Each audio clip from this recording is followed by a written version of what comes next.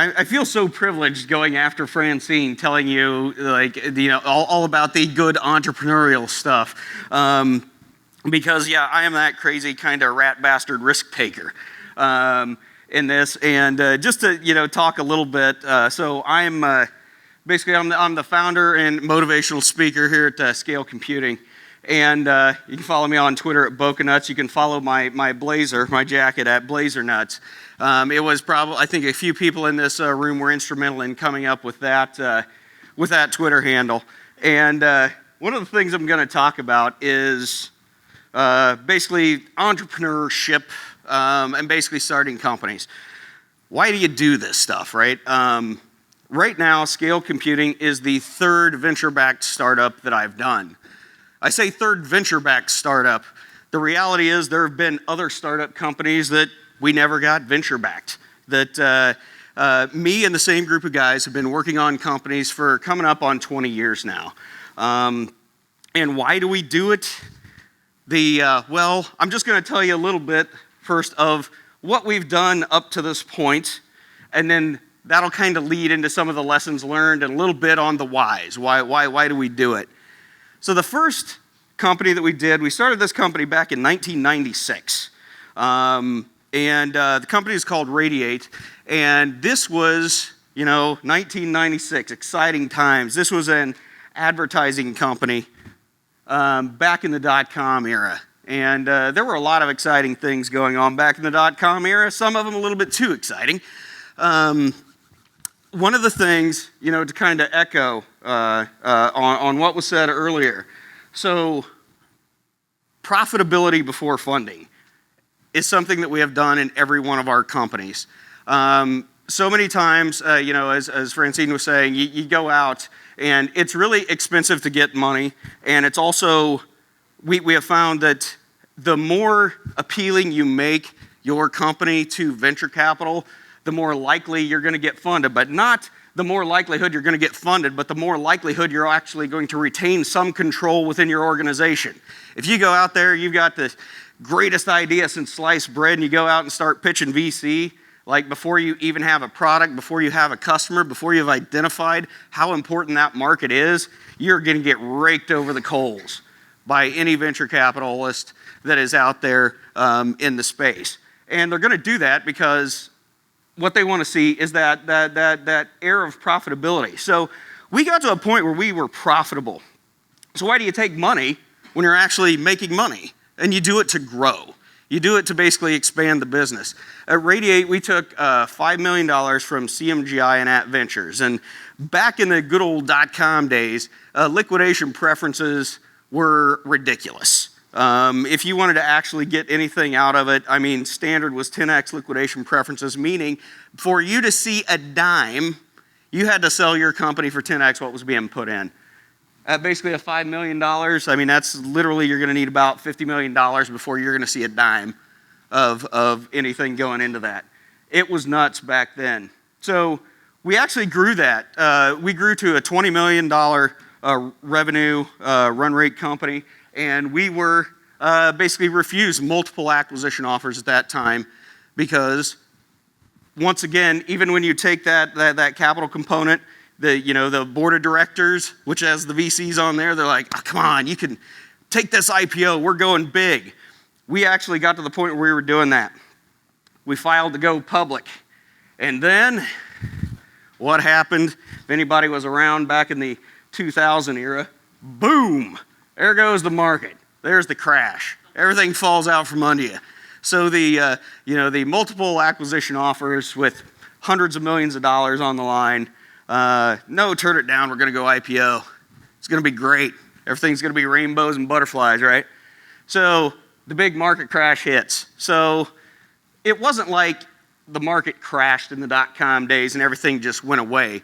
But it was a slow erosion. All those companies that had really hideous business plans just started to fold and go under. So the guys that are trying to sell you pets online, hey, that might not have been the best idea. So what happens is all those start to fold. So you can see where from an internet advertising perspective, it was kind of that whole trickle down effect of basically the companies with bad business plans go out of business, and we saw ad rates go from up to like $20 cost per thousand ads shown, down to $0 CPM. So that's not good for your revenue model and keeping things running.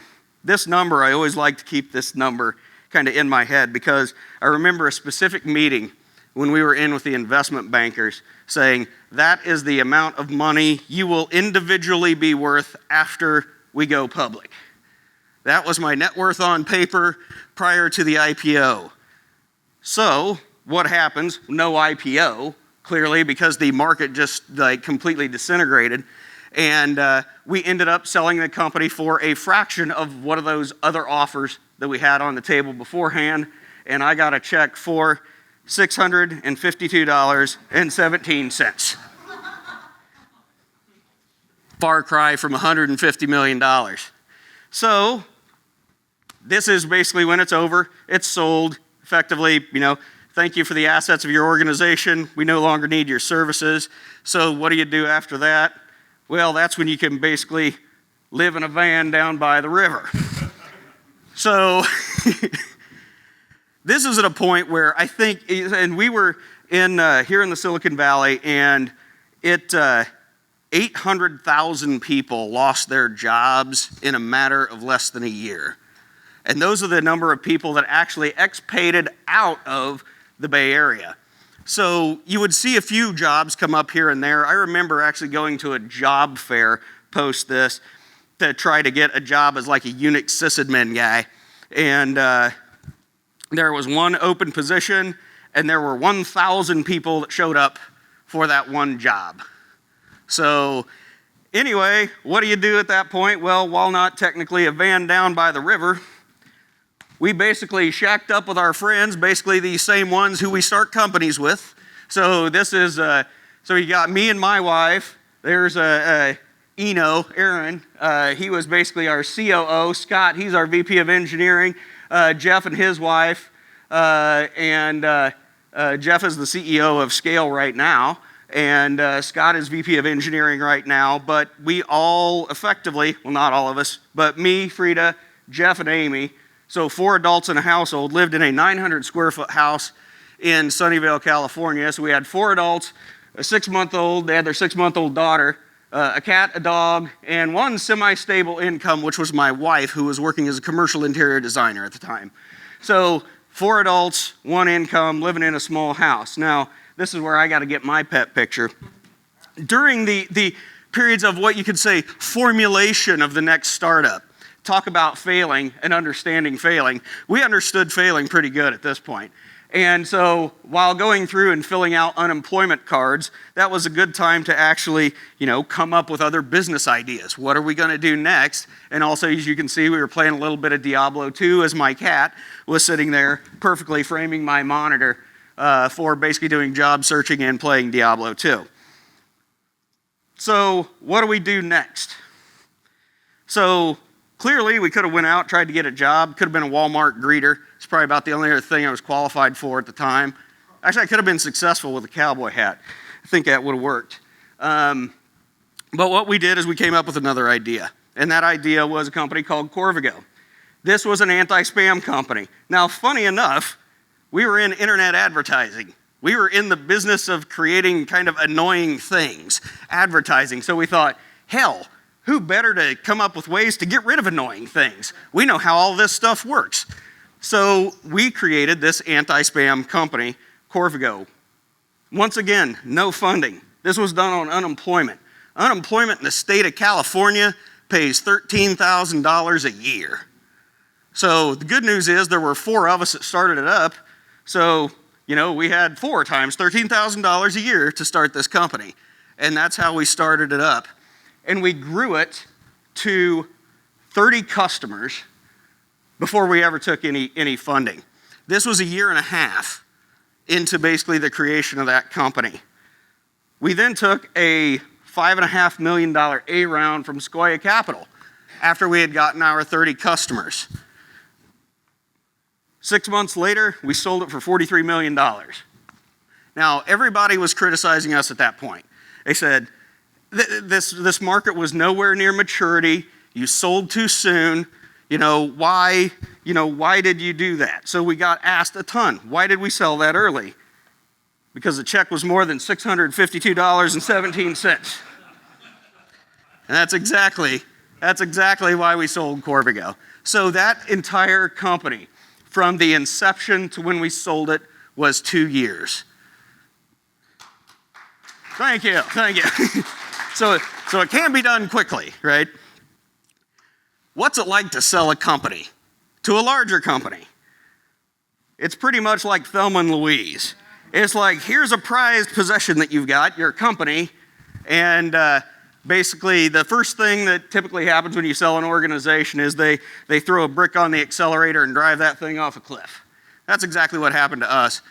And I told the CEO when we were acquired, I'm like, I will work with you for 1 year. I promise I will give you 1 year. I gave him 1 year, 1 hour, and 15 minutes. And that's because it took me about 1 hour and 15 minutes to tell all the people I liked goodbye. So what do you do after that? This is not a venture-backed startup that we did, but we had a little bit of money and we had some interesting ideas, and how our whole anti-spam technology worked was pretty interesting. It used a series of neural nets and natural language processing, like some various AI algorithms, to do some pretty interesting stuff with email. We could determine if it was junk, bulk, or legit. So we thought, what else has kind of three, kind of deterministic features that we could take and apply a similar algorithm to? And we thought, buy, sell, hold. I wonder if we could build a supercomputer to predict stock market movements. So we just got together and, we had checks that were bigger than $652.17, so we're like, why the hell not build a supercomputer? So we did, for about $65,000. It was actually faster than BMW's supercomputer they paid IBM $10 million for to do crash test simulation. So we were actually doing market simulation on this. Now, this is not a venture-backed startup company. This was, let's just say a test. So we thought it might be interesting to say, hey, can we turn this into a hedge fund, do some analytical trading on it? This, by the way, his nickname was Bruce. It was a Monty Python reference for our supercomputer, but it was actually pretty interesting. It was air-cooled, and it like I said, we could do a good number of teraflops of computing on this thing, but we absolutely hated the financial market industries. We hated, going in and dealing with the Wall Street people to become a fund of funds. That's not us. We're computer nerds. Building a supercomputer, that's fun. Dealing with folks on Wall Street, not fun. So for us, we're like, this is a cool science project, but what came out of it, we thought, well, this might be interesting.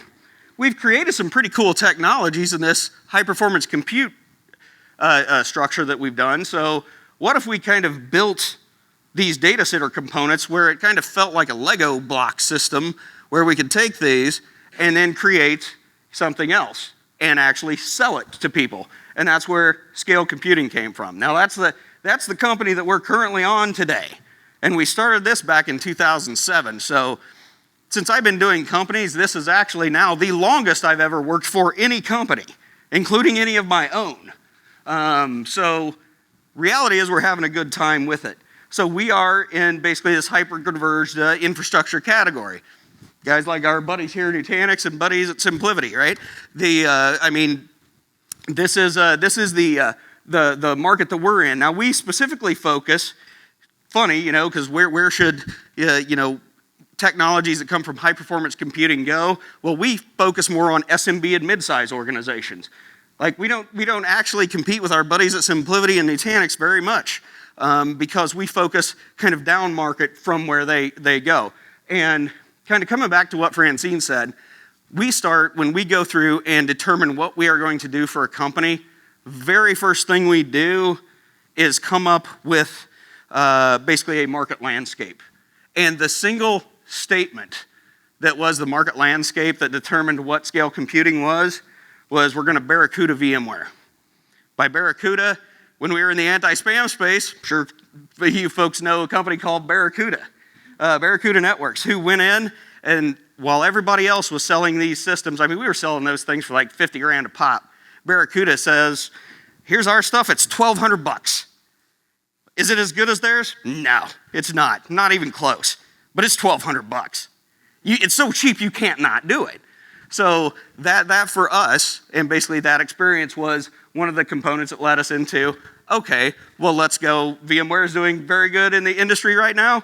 Let's see what we can do to basically take a notch out. And that was the kind of the methodology and where we went with doing that. So we grew that to 12 customers prior to our A round, did a $5.5 million A round with $2 million of that in grant. This comes back to understanding basically the money and the structure.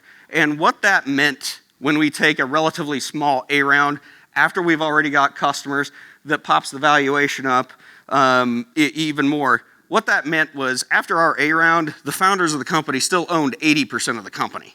That's pretty much unheard of when it comes to basically doing venture funding and venture funding rounds. So we've taken significantly less money than a lot of people typically take in startups. Why? Because we've been there. I remember when Webvan took $2 billion in funding and they pissed it away in 2 years. All gone. $2 billion.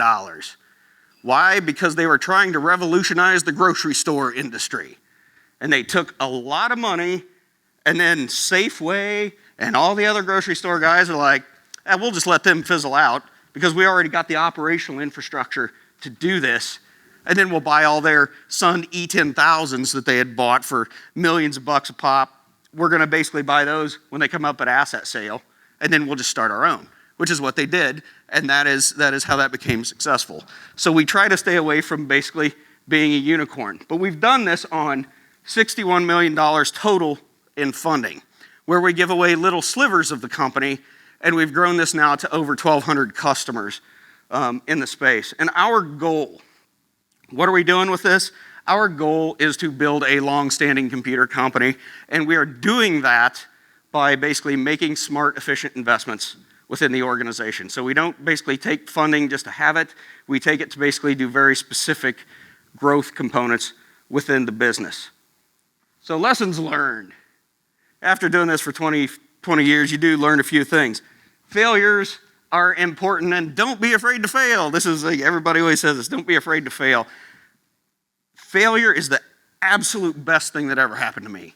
I have to say, failing in that first company, you get a certain level of hubris that you build up in yourself. When you're going through, we're riding the .com waves, we are so successful. My alternate email at the company was companyasshole@radiate.com. And I was a mean person, but I was very good at negotiating deals. And when that fails, man, that just takes you down a notch. It takes you down and it makes you humble. It makes you realize what's really important. That failure of that first company, $652.17, is the best check I ever got in my life. Because good judgment comes from experience, and experience comes from poor judgment. It's credited to Mark Twain. It's credited to about 200 other great philosophers and theologians over the days. This has been just a mantra that I live by on a daily basis. And this is where it's important to not be afraid to fail, because it can teach you some very good things. Do not make enemies in this space. I can tell you that right now, because the guy that might be your competitor today is probably going to be your best ally tomorrow. And so be humble, kind of live your life by the golden rule, and treat others like you yourself would want to be treated. It is very important in this space. Jim Goodnight, who's a CEO at SAS, has this quote: 95% of my assets drive out the gate every evening, and it is my job to make sure they come back in the morning. That is one of the reasons why I love being in an executive role at my organization, and that is one area where Jeff and I absolutely live by, because everything you do as a company is because of the people you have at your company. And That to me is just one of those things that just rings so true. And going back to, treat people well, and it will pay off for you. Francine mentioned this, and I will say it right now. Stealth mode is stupid. Every old idea is typically reinvented again with a new presentation, a new PowerPoint, blah, blah, blah. I love RFC 1925. Ross Callan used to work at DEC, came out with RFC 1925. Look it up. It's the 12 networking truths.